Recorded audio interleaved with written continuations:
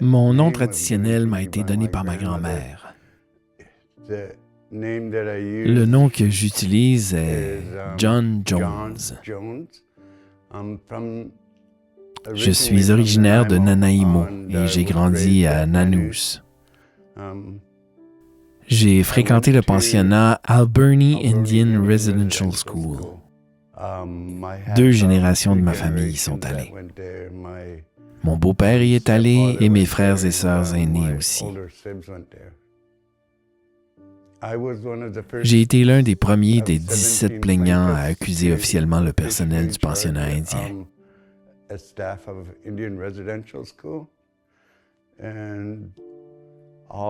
Depuis que ce mouvement a commencé, c'est comme si le silence était rompu. Nous ne sommes plus des victimes. Dans mon travail, j'ai vu des gens rompre le silence, s'affirmer et guérir leurs séquelles des pensionnats.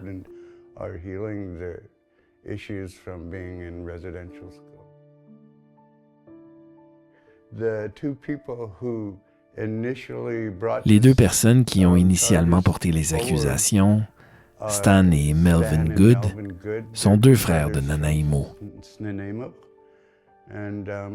Et j'ai reçu un coup de fil de l'un d'eux un jour au travail et ils m'ont demandé de me joindre à eux pour un procès.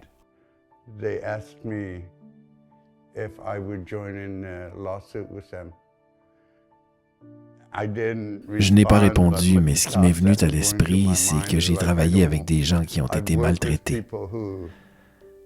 Et je connais le système judiciaire et je ne veux pas aller voir ça et leur raconter tout ce qui m'est arrivé.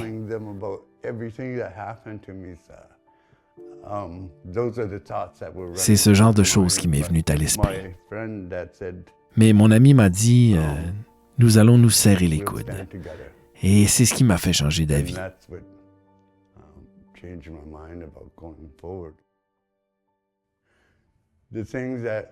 Les choses dont je me souviens à ce moment-là, c'est qu'il y avait initialement une personne de plus.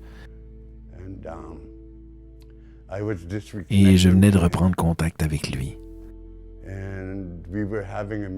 Nous étions en train de bavarder et il a commencé à avoir peur qu'ils viennent le chercher parce qu'il avait rompu le silence. Il avait eu tellement peur qu'il s'est suicidé. C'est une des choses qui sont arrivées.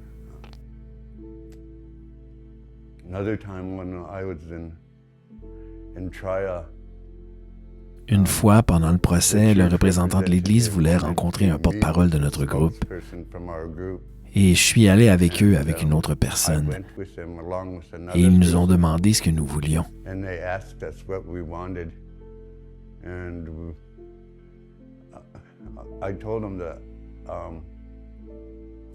Je leur ai dit de venir nous présenter des excuses dans notre lieu de cérémonie pour réparer les torts. Le mot « désolé » n'existe pas dans notre langue. Il faut venir sur le lieu qui est important pour nous, notre lieu de cérémonie. Pour moi, ce serait la longue maison. La dame a répondu, elle a dit non, je ne peux pas faire ça. Je peux seulement présenter des excuses dans cette pièce. Mais si vous en parlez en public, je vais le nier. C'est ce qu'elle nous a dit. Nous avons donc quitté la pièce sans avoir reçu d'excuses.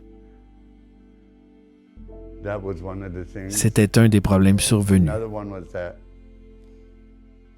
Un autre était que, pendant une pause au tribunal, j'ai eu besoin de me réfugier quelque part. Je voulais juste qu'on me laisse seul. Alors le constable de la cour m'a emmené dans une pièce isolée et puis l'homme qui était accusé a été enfermé dans la même pièce que moi.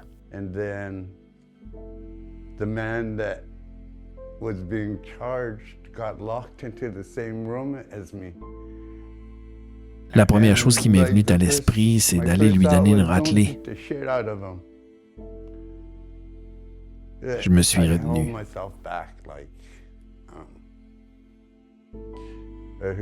J'ai entendu la voix de mes grands-mères et de mes parents. Tu serais exactement comme eux. Alors je me suis retenu et ça a été le moment le plus tendu de ma vie, à part l'époque où j'ai été violenté par cette personne. Je voulais lui dire tellement de choses, mais c'était juste la colère qui s'accumulait et je ne pouvais pas. Je voulais juste être en colère contre lui et lui montrer à quel point j'étais en colère, mais ne sois pas comme lui. J'en suis arrivé à ce point dans ma vie maintenant où je peux lui pardonner. J'ai porté cette douleur pendant longtemps.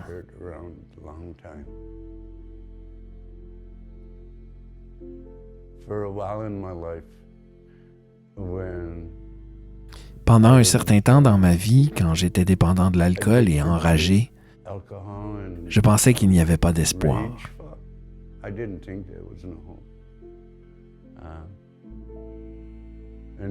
Jusqu'à ce qu'un jour, mon beau-père me parle de ses expériences dans les pensionnats.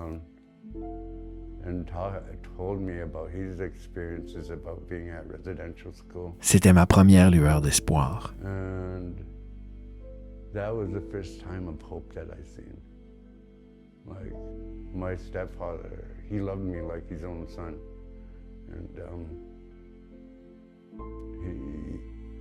Mon beau-père m'aimait comme si j'étais son propre fils et il m'a laissé pleurer dans ses bras pendant longtemps.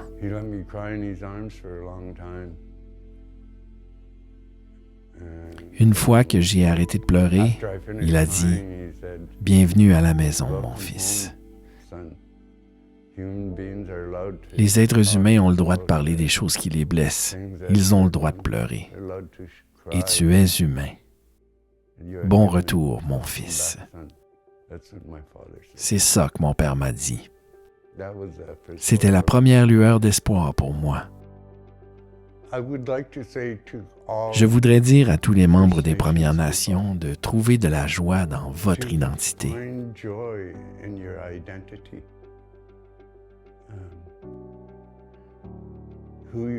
Et la personne que vous êtes en tant qu'être humain.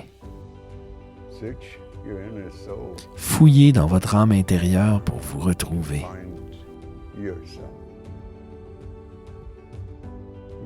Votre cœur a beaucoup de messages que vous avez réprimés. Il est temps de les laisser sortir et d'être la personne que vous voulez être.